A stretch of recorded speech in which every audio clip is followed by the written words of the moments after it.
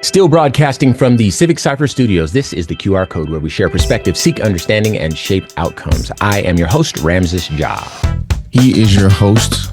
I just work here. But my name is Q Ward. Q is your host too, and make no mistake. We are in the middle of our history episode, I guess we'll call it that, where we're kind of looking back and trying to provide context and lay a foundation for the conversations that we have had and will have. And we're hoping that in doing this, people will have a stronger framework in which, receiving information will work a little bit better. We're still going to be talking about the Willie Lynch letter. If you haven't heard of that before, stay tuned. It is a riveting read. And we're also going to ask the question, why are black and white churches so segregated on Sunday morning? And we're going to dig into the history of that too. But before we get there, it is time for Q Words Clapback. And, you said something to me, Q. You said, illegal is not a race. So what did you mean by that? Compassion doesn't need a green card or a visa or the right passport or the right documents.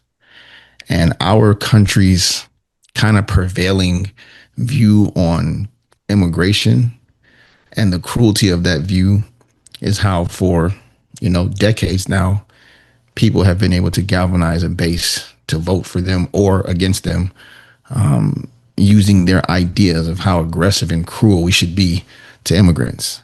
And it's an interesting thing to observe, right? Because if you notice it, when they try to use the myth of legality with regards to immigrants, over our country's history, people have used the law and sometimes even the Bible to mask blatant cruelty. And they'll, argue to their base, or actually argue more to people like us that, hey, it's not about race. It's not about hatred. We're not stoking fear. We're just upholding the law. Sure. But somehow that obsession with law only seems to be pointed at people that cross the border who have melanated brown skin. Funny how that continues to be the truth. Yeah.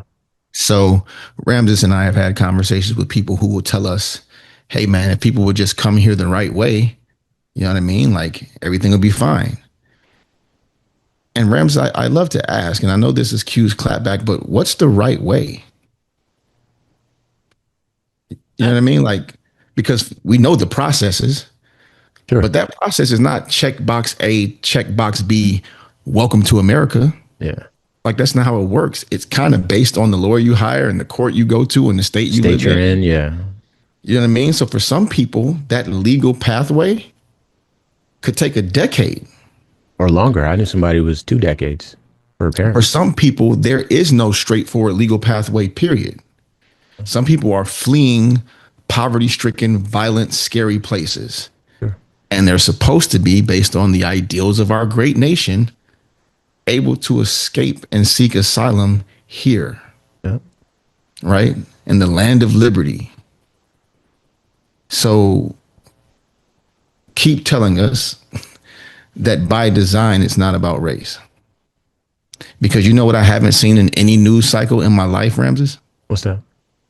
Someone complaining about an Irish immigrant that overstayed their visa. Yeah, that's fair. Or Maybe Canadian. I won't pretend that I see all or know all. Yeah. I just haven't come across it. Yeah. And we be looking. I'm sorry. We do. As journalists, we be looking. I know that my English don't sound that polished. I got you. But we be looking though.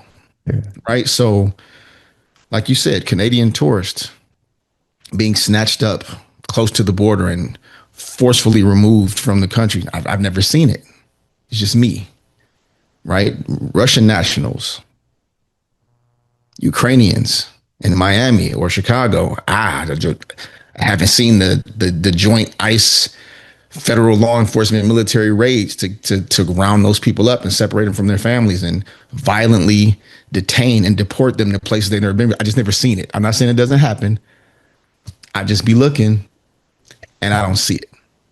right? So I think we know the why. And Ramses and I have this thing where we both get uncomfortable saying very obvious things out loud because people accuse us of race baiting and playing the victim. We're just telling the truth. Yeah. Because if there were counterexamples, trust me, they would be amplified to a trillion. By the right. Yeah. Yeah, to have a gotcha moment, you'd see it everywhere. So they could prove to us that they're not racist. Yeah. But all they have that is in theory. They don't have any objective, factual examples to show you to counter program or to make a counterpoint to what we're saying. So let me add, even please. if they do, they don't have data to supplement their individual cherry picked examples. Correct. Even if they have a cherry picked example. Go ahead. Correct. So the same people that scream illegal every time an immigrant, family crosses the desert or a body of water to get here, they somehow don't have that same energy when a Canadian ski instructor overstays a visa in Colorado, or an Irish bartender in New York, or a Russian real estate agent in Florida, or an Australian backpacker who's on extended visa in California. You just never see those stories. You never hear that outrage. The facts are white immigrants overstay visas all the time. Mm-hmm. A white immigrant who worked here legally became the head of the Department of Government Efficiency once upon a time. Admittedly worked here illegally on an overstayed visa. But we know that they won't be told to go back to their country. Because illegal isn't about law. It's about control. And they've tried to make it about race. They've successfully made it about race. When they say illegal, they're not talking about documentation or going about it the right way. Because we've seen people get arrested, detained, and deported at their citizenship hearing. People that took every step, that filled out all the paperwork, that did everything right, that went back to their country to make sure they didn't overstay visiting and got permanent residency and did all the steps, are still have been arrested, detained, and deported in the name of the law. So getting to decide who's a human being and who isn't based on the color of their skin. And there's irony there, right? As they take away social safety nets and treat people in a way that's inhumane, they take away your power to say that your pain and your hurt matters. And they even cheer when families are separated, like that's somehow a good thing. That's why there was no issues with babies in cages, because they didn't look like them. And that's an unfortunate truth about illegal versus legal immigration. All right. Well, now we are going to discuss something that is bleak. But we do appreciate, you sticking around, because again, this type of content is necessary from time to time. And if you know it, it's always good to have a reset. So I'm going to share a document. Fair warning, there's a fair amount of reading here.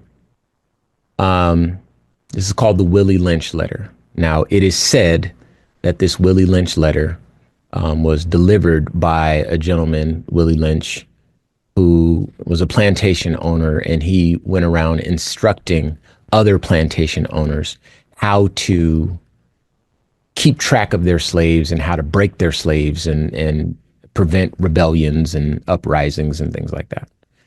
It's also said that the term lynching is named after Willie Lynch.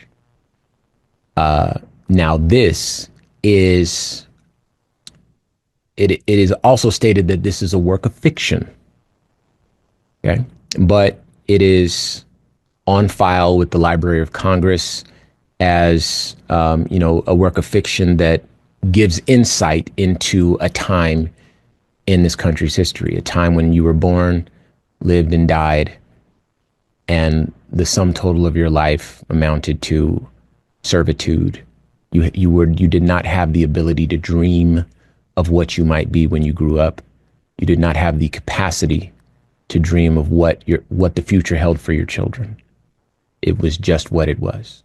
And this letter comes from that time, and this gives insight into how masterful the play was to keep these Africans in a state of perpetual servitude and fear. And then finally, this gives insight into some of the origins, cultural origins of, a lot of Black life in this country. So without further ado, and I'm for those that want to read the full, transcript, just all you have to do is Google Willie Lynch letter. But I'm going to pull out a part of it and share it with you again. It's a fair amount of reading, so bear with me. All right. This is Mr. Lynch talking to his congregation about controlling their slaves. I have a foolproof method for controlling your Black slaves. I guarantee every one of you that if installed correctly, it will control the slaves for at least 300 years. On top of my list is age, but it is only there because it starts with A. The second is color or shade. There is intelligence, size, sex, size of plantations, and status on plantations, attitude of owners, whether the slaves live in a valley, on a hill, east, west, north, south, have fine hair, coarse hair, or is tall or short. Now that you have a list of differences, I shall give you an outline of action, but before that, I shall assure you that distrust is stronger than trust, and envy is stronger than adulation, respect, or admiration. Don't forget, you must pitch the old Black male versus the young Black male, and the young Black male against the old Black male. You must use the dark-skinned slaves versus the light-skinned slaves, and the light-skinned slaves versus the dark-skinned slaves. You must use the female versus the male, and the male versus the female. You must also have your white servants and overseers distrust all Blacks. It is necessary that your slaves trust and depend on us. They must love, respect, and trust only us. Gentlemen, these are your keys to your control. Use them. Have your wives and children use them. Never miss an opportunity. If used intensely for 1 year, the slaves themselves will remain perpetually distrustful of each other. Let's make a slave. What do we need? First of all, we need a Black N-word male, a pregnant N-word female, and her baby N-word boy. Second, we will use the same basic principle that we use in breaking a horse, combined with some more sustaining factors. What we do with horses is that we break them from one form of life to another. That is, we reduce them from their natural state in nature. Whereas nature provides them with a natural capacity to take care of their offspring, we break that natural string of independence from them and thereby create a dependency status so that we may be able to get from them useful production for our business. And accordingly, both a wild horse and a wild or natural N-word is dangerous, even if captured, for they will have the tendency to seek their customary freedom, and in doing so might kill you in your sleep. Therefore, if you break the female mother, she will break the offspring in its early years of development. And when the offspring is old enough to work, she will deliver it up to you, for her normal female protective tendencies will have been lost in the original breaking process. For example, take the case of the wild stud horse, a female horse and an already infant horse, and compare the breaking process with two captured N-word males in their natural state, a pregnant N-word woman and her infant offspring. Take the stud horse, break him for limited containment. Completely break the female horse until she becomes very gentle, whereas you or anybody can ride her in comfort. When it comes to breaking the uncivilized N-word, use the same process, but vary the degree and step up the pressure so as to do a complete reversal of the mind. Take the meanest and most restless N-word. Strip him of his clothes in front of the remaining male N-words. The female and the N-word infant tar and feather him, tie each leg to a different horse faced in opposite directions, set him afire, and beat both horses to pull him apart in front of the remaining N-words. The next step is to take a bullwhip and beat the remaining N-word male to the point of death in front of the female and the infant. Don't kill him, but put the fear of God of him, for he can be useful for future breeding. Test her in every way because she is the most important factor for good economics. If she shows any sign of resistance in submitting completely to your will, do not hesitate to use the bullwhip on her to extract the last bit of B-word out of her. Take care not to kill her, for in doing so, you spoil good economics. When in complete submission, she will train her offspring in the early years to submit to labor when they come of age. Okay, I'm going to stop reading right there. My hope was that this can serve to give some insight into not just slavery, but some of the ancillary, tertiary elements, the psychological elements, right? You know, we talked about bones being returned back to Louisiana for a proper burial. Many people don't know that you could buy a person for whatever reason. If you had sexual proclivities, if you wanted to run experiments, like nowadays, you cannot harm a cat. You cannot harm a dog. There are laws in place, right? Way back then, there were no laws in place for human beings. So you could buy a person. You could have bought Ramses. I'm not stupid. I'm not ignorant. You know what I mean? And done whatever you wanted to me, right? You know, this letter shows how you can enslave a race and keep them in a state of fear. The woman seeing the male figure broken and beaten in front of her, and another one ripped apart by two horses after being set on fire, frozen because her protector is now in two pieces in front of her, is going to hide her baby behind her, right? And this psychology, this way of thinking, was justified by the Bible. It was justified by the bogus science that, you know, these people put in place to try to say, okay, these people were born for servitude, right? And then even nowadays, the most frustrating part, and I'll give you the last word, Q, but the most frustrating part is that they say things like, well, slavery is good because it taught you religion. It taught you your people's skills, as though there were no skills in Africa long before this country even existed, as though there were no Christianity in Africa long before this country even existed.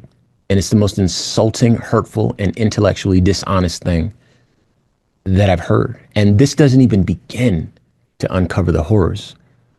I'm sorry, Q. I just needed to get that off. Anything you got for the last little thing here? No, you said it all. Well, go ahead. You know, savages, uncivilized savages brought here and taught God and skills. Way to go, slavery. Yeah. Yeah. Well, don't let that word scare you. Okay. It does come up because it's a part of our history. And until this country reconciles with it officially, formally, we are going to be talking about it because it still affects us. We don't want to talk about it any more than you, but it's a real thing. Finally, you know, now's a part of the show when we normally talk about entertainment, but and I guess this could technically qualify depending on how you look at it, but I don't mean to be insensitive. But we're going to talk about church and why black churches and white churches are segregated. Q, you grew up in the Mo Money Mo in the 313, right? So, you know, let the folks know where you went to church, how you grew up, you know, give folks a little bit of background. I'll do the same and then we'll give them the weeds. So I grew up at Messiah Missionary Baptist Church, 8100 West 7 Mile Road, Detroit, Dang. Michigan, 48221. Say it loud. And church was very much, to say church is a part of my life is an understatement, like a gross one. Monday, I think my mother had teachers meeting. Tuesday, Baptist training unit. Wednesday, Bible study. Thursday was either deacons or trustees meeting or usher meeting. Friday was choir rehearsal. Saturday was choir rehearsal. Sunday was service. My whole All the time. Yeah. So, and I wasn't there as an observer. I was in those choirs. I was the president of that usher board. I was a junior trustee, and you know, I wasn't just mom's arm candy. I was her very, very much involved son. And every summer we had vacation Bible school. So the summer when we weren't in regular school, we were in church school, learning about the 10 Commandments and the Beatitudes, learning the books of the Bible, having Bible study, and learning the Bible in an almost literal way. Like I didn't hear those words back then and give them any type of context other than these words are exactly what they mean. Do this or go to And hell. that's it. Yeah. You know what I mean? Well, So go ahead. well, check this out. So my father was a minister too, so I grew up in church, and this is a common thing, at least for folks our age. It was certainly a lot more common, but in terms of like the culture of Black church, it has influenced and permeated so many other areas of Black life because Black church historically has been very important to Black people. I'm going to skip ahead here, but the truth is, like during slavery, the one day that the slaves didn't have to work was Sunday. Because, in the South, there's, a lot of Christians in the South, and they would let the slaves have service, and that would be the day of rest, right? And there were some plantations down there where they had a Black minister who could read the Bible to the slaves and have like a slave church. They had slave Bibles. For those that don't believe, look up slave Bibles. It's basically the Bible, but they tore out passages that talked about the children of Israel seeking freedom and Pharaoh, let my people go, and all that sort of stuff, right? And so the origin story of this segregated church stuff is rooted in slavery, right? And, for evangelicals and people that, still continue to shape politically this country, for them to hide behind, their faith and use their faith as justification for whatever it is they're voting for, and suggest that, Jesus wants us all to whatever people's excuses are. To those folks, I say, the proof is in the pudding. You know what I mean? Show me what your church looks like. Show me what your congregation looks like. And too much of this country has always been very segregated. It's like two different realities. So without further ado, I'm going to share a bit. This is from mosaicsite.org. The story begins more than 400 years ago when Christians participated in creating the idea of race.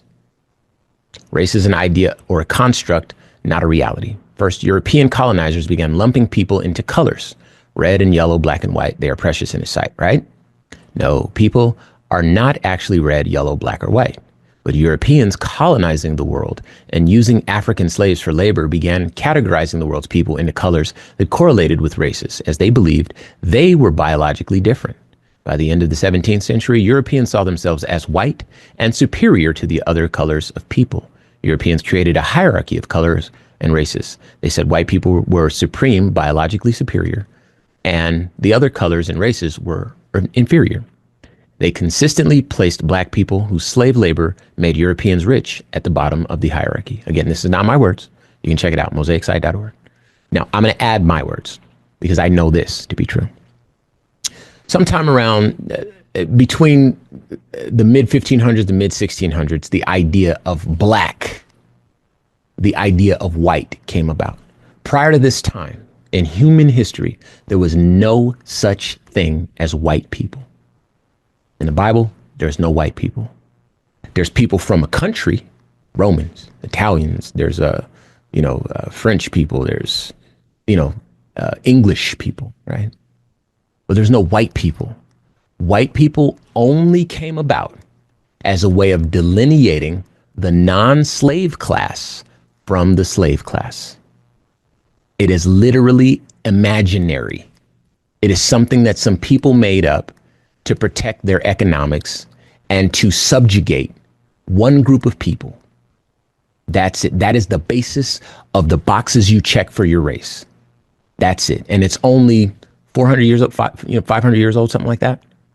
It is not a part of our biology. It is not a part of our genetics. It doesn't exist on that level. We are all Homo sapiens sapiens. I'm glad you added that last piece of like color and nuance. Because when you say it's literally imaginary, that's not true. It's a social construct, not a social construct. That's a better way to say it. Yeah. But imaginary just isn't a fact. All of us live in this world now where it's a thing. Fair. It's an actual thing. It's just not based on anything, but it's not your imagination. That's a much better way of saying it. Thank you for that. All right, I'm going to continue with this article. In their American colonies, British colonists passed laws that codified the colors of people and white supremacist hierarchy. These laws ensured that all non-white people remained at the bottom of the social hierarchy. They typically reduced or eliminated humanity, freedom, and rights of people they believed to be not white and not European. And just so you know, side note, this includes Native Americans, this includes, Asian people, everybody, right? These laws attempted to prohibit the mixing of races and ensure that white people remained free and in power. Racist laws and other systems were justified by appealing to religious, quote, scientific, talked about that, and cultural arguments that identified black people as inferior, barbaric, and sexually promiscuous. So the modern races were constructed in the 16th century, codified in the 17th and 18th centuries, and remain part of everyday conversation in America in 2019, despite the fact that we now know race is not a biological reality. Throughout the hundreds of years of colonization and slavery, both pro-slavery and most anti-slavery white Christians adopted the view that black people were biologically and unalterably inferior to white folks. Some white Christians even argued that enslaved people could not become Christians, but most white Christians eventually believed that enslaved black people would be better slaves if they converted to Christianity. Regardless, most churches were segregated, and before the end of slavery in the 1860s, if white Christians did allow non-white people into their churches, they had to sit in the back or in balconies. One can understand why black people left these white churches as soon as it was legally possible. The racism black people experienced in white churches was insufferable and anti-Christian. The final segregation of American Christian communities happened after the Civil War of the 1860s. Most black Christians left white communities and created independent African denominations and congregations that are still with us today.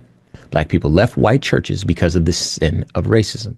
Furthermore, most white Christians favored the segregation of churches from the 1860s to the 1970s. Many white Christians, including Churches of Christ, even gave their resources to ensure that black people had separate spaces for worship. From then until now, when Christian communities gather on Sunday mornings to worship a Savior who broke down every potential division between his people and called them into unity rooted in the love of God, they worship, for the most part, in racially homogeneous communities. So there's the basis for, the separation of churches. But I want to invite anybody who's never been to a black church to go. I promise. I grew up in black churches. It is the most fun. It is the most love. And I think that if you really want a true glimpse into heaven, you're going to find it there. So with that in mind, we're going to leave it right there. How you feeling, Q, man? We're here. It's our reality being shaped by those who come before us and that refuse to acknowledge the ugliness of our history is the single most, present thing that stands in the way of actual progress for us. Yeah. Well, one foot in front of the other. That's what we're going to do. So we're going to leave that right here. That's it for the QR code for today. Our show was produced by Chris Thompson. Have some thoughts you'd like to share? Use the red microphone talkback feature on the iHeartRadio app. While you're there, be sure to hit subscribe and download all of our episodes. Be sure to check us out on all social media at Civic Cypher. I am your host, Ramses Ja, on all social media. I am Q Ward on all social media as well. And be sure to check us out tomorrow as we share our news with our voice from our perspective, right here on the QR code.